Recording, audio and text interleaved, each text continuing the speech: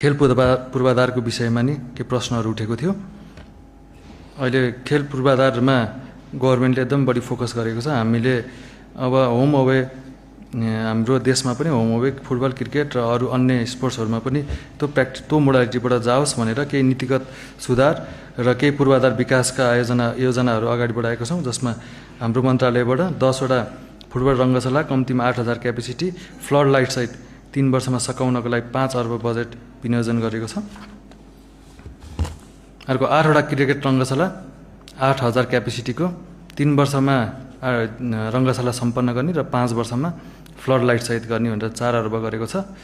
र 7वटा indoor stadium कम्तीमा 2000 क्यापेसिटीको 3 वर्षमा सकाउने लक्ष्यसहित 3 अर्ब 50 करोड हामीले यसको लागि 3 वर्ष कार्ययोजना बनाएर गरेको छ। यो पनि इन्डोर भनेको बास्केटबल, भलिबल लगायतका इन्डोर स्पोर्ट्सहरू सबैको नै होम अवे एकदम टुर्नामेन्टहरू होस् भन्ने छ, हाम्रो लिगहरू होस् भन्ने छ।